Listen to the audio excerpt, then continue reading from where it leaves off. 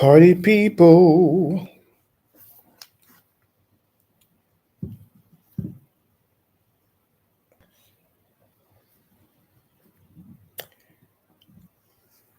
What's up? What's up? What's up? How is everybody doing? Hello, YouTube, Instagram, fan base. Peace. Actually, this is YouTube. This is fan.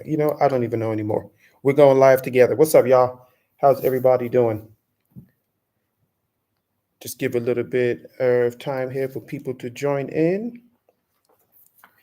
Yes, this was a late announcement. I just decided to go live because I did not go live this week because we had a couple of events that we were doing, and we got some more to come. How's everybody doing?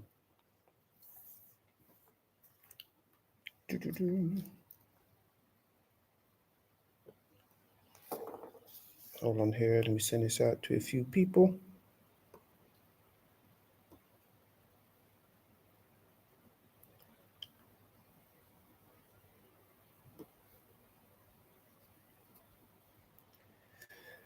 All right. So, man, let's talk about it. Let's talk about it. First of all, how are you all doing? Hopefully, everybody is good, having a great week. A lot happening. Um, we're still reeling from the effects of MetaConnect. Zuck dropped a bunch of stuff on us, man. A bunch of stuff on us. What's up, yo, Fifer? Hang around, yo. Hang around. Yo, Zuck dropped a bunch of stuff on us, man. Some stuff that I know I was blown away with, and we're starting to see the effects of that in the space that we know and love, the metaverse. For those that don't know, my name is MetaClean Rupert. I am a metaverse strategist, and I am a UX designer here to make your experiences for you and your customer better in this immersive technology that we use virtual reality for, but we lovingly call the metaverse. So if you're interested in expanding your business into the metaverse or into virtual reality, um, hit me up. Give me a call. You can reach me at MetaClean Presents or at MetaClean Rupert on any one of the social media platforms, and we can definitely get you going. I'm a brand and marketing specialist. I understand customer flow and relations, but more importantly, I want to make sure that you survive and are sustainable and have a huge amount of longevity so you can survive tomorrow and the day after that. So, first of all, welcome to my live. Again, my name is MetaClean Rupert. I am streaming live now from my apartment in Dubai. I am a US based business, but I operate out of Dubai because the weather's nicer. So, with what I do, using virtual reality as my means to connect business, social reactions, and commerce, all I need is a Wi-Fi connection and I can operate my business anywhere. And that's super important right now for business owners, entertainers, or anybody that sees virtual reality as a gateway for them for the future of their business, is that with a Wi-Fi connection, you can operate your business, your experiences from anywhere in the world.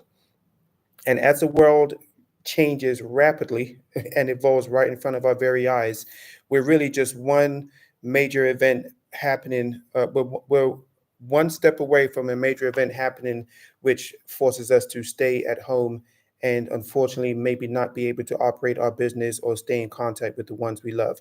So virtual reality creates a very immersive way for you to do that, for you to engage with not only your friends and family, but your customers.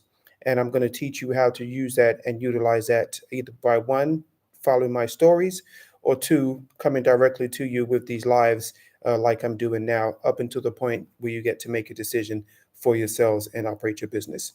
So, with that, today's topic is one that's really crucial.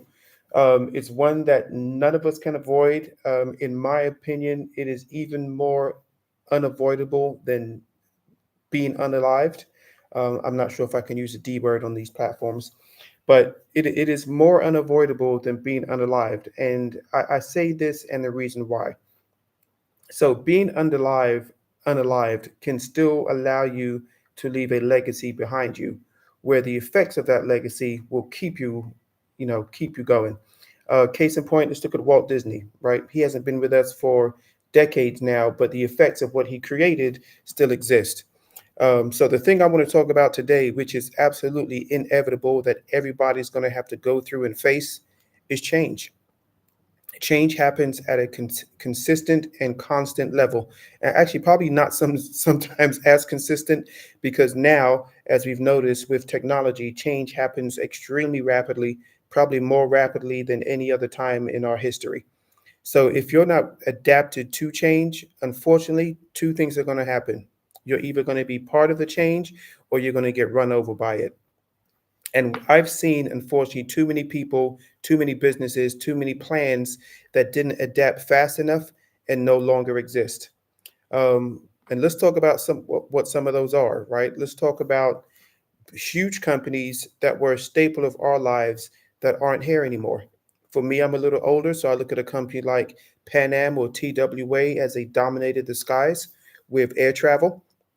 The hugest airlines on the planet owned everything, billboards everywhere, and neither one of those companies are now around. Let's look at Blockbuster, right? Blockbuster is probably the most prevalent one that we can think about in our lifetimes that refused to adapt to change, and now they no longer exist, right? Because they got replaced by Redbox, and even Redbox got replaced by Amazon, right? Because now, or Netflix, excuse me, because now we stream and we don't rent videos anymore, right? So we went from reel to reel to motion pictures to VHS to DVDs, and now we're streaming. And you know what? We're still only here in the technology scale because now it's being elevated to the next level. So the technology that we have grown to become accustomed with is Web 2 technology, which basically means that we now talk to each other like I'm talking to you now via the internet on a flat two-dimensional screen. And that is how we communicate now for the most part. We are transitioning into a Web3 environment. And with that Web3 presence, um, things are going to change, right? Our experiences now are going to become more immersive. The way you can relate and talk to your customers is going to become more immersive. But really, the way we conduct everything, communication, business, commerce, spirituality, is now going to happen in an immersive experience. And you have to be ready for that change when it happens because it's happening. And you can do, again, one of two things. You can either lead the change and roll with it or get run over by it. And I don't want to see you get run over by change. We look now as we explore deep into our businesses, deep into our friendships, deep into our connections, that change is happening quickly. Look around you. Think about what life was like for you not even 10 years ago. Think about 5 years ago. Think about pre the 2019 event and what life was like before then as it is now, right? Think about pre 9/11 and what life was like before that event and what it is now. Like we are in the midst of a technical revolution. Yeah. Listen, we went through an industrial one that shook everything up, right? When we started learning manufacturing processes. We went through a spiritual one. If you're a person of religion, you know what a spiritual revolution has done, depending on who you believe in. And now we're in a technological revolution, and it's happening right before our eyes. Look, listen, my glasses record video. I can talk to you directly from my glasses. We now can communicate now from a two-dimensional screen that we carry around in our pockets or sit on our desks, right? I got a screen here, and a screen over there, right? So these are two-dimensional ways of communication that operate heavily on Web 2 technology, but the change is coming. Web 3 is happening right in front of our face, immediately, real time, and it's moving extremely quickly. Any one of these disruptive technologies that we've been through in the past 5 years, any one of those out of the five that have existed can literally change the way we live our lives, right? But we are moving through technology so quickly that we don't even have time to slow down and adapt to that technology, even as it's being built and utilized around us, right? So, what part of that change equation are you on right now? What part of that change equation do you want to be on? Because I tell you, if you're not a part of it, you're going to get run over by it. Excuse me one second here. Yeah, if you're not a part of it, you're going to get run over by it. So What side do you want to be on? Right? We know that everything that's happening right real time right in front of our eyes, right? We talked about cryptocurrency, right? We talked about blockchain. We've talked about AI. We've talked about virtual reality. We've talked about the metaverse. We've done all of this in the past 5 years. This conversation literally started heavily, well, I'd probably say a bit more than 5 years, probably 6 years. It started heavily probably 2018, 2017, when cryptocurrency became the norm word, right? Many of us knew what cryptocurrency was. I didn't get into cryptocurrency until 2017, but once it happened, right? I've been in the space now, sometimes successfully, sometimes not, but I have a better understanding of what it is and its volatility. So now I can see the change for what it is, but also see the changes that are happening to the institutions that are surrounding us, right? The banking industry told you that cryptocurrency is bad, you'll never need it. Do not switch away from paper fiat currency. But yeah, here we are 5, 6 years later, and they are the biggest owners of the technology, and they now regulate the market and predict its pricing, right? So a lot of manipulation. I'm not going to blame any one particular organization for that manipulation, but we know it happens, right? It's a very easily manipulated currency if you have the money to manipulate it, right? Because big swings up, big swings down takes a lot of money, and these institutions have the money to do so. But what's happening is, as we now move into the Web3 digitized environment, paper currency is going to be a thing of the past. I mean, we experienced it, right? There were places that we went to during our lockdown that they wouldn't even take money. Like you needed electronic payments to make your payments, which is crazy. Banks weren't taking paper fiat currency anymore. Everything was electronic. And that was a weird place to be in, especially if you weren't ready and adapted to what the change was going to be. So we, you, everybody has to be adapted to what that change is, because that change is happening. It's not going anywhere. And if you're not a part of it, you're going to get run over by it. And I don't want to see anybody in that position to not be part of the revolution that is coming and is happening right in front of your eyes. Um, Change is inevitable, right? Change is more inevitable than death. Yeah, because you can survive past death, as I mentioned earlier. You can live past tomorrow depending on how the legacy that you've left behind carries itself.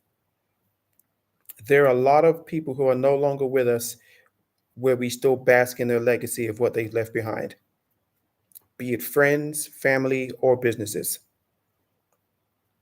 Change is a one thing that can help you survive for tomorrow or make you become so irrelevant that you cease to exist. Don't believe me? Go rent a Blockbuster video. We have to be adapting to change real time, especially now as technology progresses so rapidly. Because if we don't change, we don't exist. It is really that simple. And I'm not sure how serious any of you are about your businesses or even about your relationships, right? I take both pretty seriously. I play hard, I love hard. What's up, Waterloo? Glitter, how you doing? Boss Leo, what's up? Saying hello to my Instagram people. Yeah, I play hard and I love hard, right? But I also want to exist and leave a legacy behind. And I know I can only do that if I adapt with change because it's happening. Listen, man, I operate in the metaverse primarily on a platform called Horizon Worlds, which is owned by Meta, previously known as Facebook. We went through a major change recently. We now have brand new avatars. Our avatars look nothing like the avatars that we had a day and a half ago. Whether you like it or love it doesn't even matter because a change happened and you're going to be a part of it, right? But you have a choice, right? You can do one of two things. What's up, Mavix? You can do one of two things, right? You can adapt to the change, or again, you can get rolled by it, right? I'm adapting. Whether I like it or not is irrelevant. That is where my customers are. That is what my customers are doing. And if I want to survive for tomorrow, that is where I need to be, right? Change is inevitable for everybody. So don't think change only affects you because it doesn't. Change affects all of us, right? How we react to the change is entirely up to you, right? And I'm not a reactive person. I prefer to control my emotions through decision making and analysis, and sometimes my heart, as opposed to let it be controlled entirely by emotion, which you oftentimes don't have a full grasp of or control of. So as you're growing your businesses, you have to be cognizant of the changes that are happening around you. There are a few ways that you can do that. One, you can be extremely observant in noticing all the changes that are happening by paying attention to your market, your competitors, your customers, your marketers, and everything involved in front of your eyes that you can see tangibly, real time. Two, you can be guided um, by your emotions, right? And when I say emotions, I don't mean getting out of character or anything, but seeing what the sentiment is around the industry and the things that you're doing, right? If you can see change happening, um, I'm live, babe, just to let you know. If you can see change happening around you, and you're not cognizant of the changes that are happening, you're going to get swept up and rolled by it and eventually left behind, right? So even, I view competition differently. I don't view competition as putting somebody else out of business. I just see competition as someone else in my industry who is pushing, who is innovating and creating change and making change happen, right? Because if your customers are receptive to that change, then that competition will help you because you at that point will now have to either adapt or figure out better systems in order to regain and reattract that customer, right? So it's not necessarily about putting people out of business. I think competition helps innovation immensely because if there's only one person, one business doing it one way, you're not going to innovate fast enough. You innovate really by other people doing it differently, by bringing a piece of themselves. And as I like to say, using the diversity of thought to make change happen. So that's another way that we can affect change. So third thing we can do is understand our industries enough to see where the gaps might happen. And then at that point, we can affect change. What's up, Loman? Because now, if there are things that you don't see as a business owner, if there are things that you don't see in your relationships that you want to see, but you don't see it happening, then the only thing you can do logically is be that change, right? So you have to be effective enough and have an understanding enough about yourself and your business and also your customers to know when change should happen. Not all change is going to work the way you want it, right?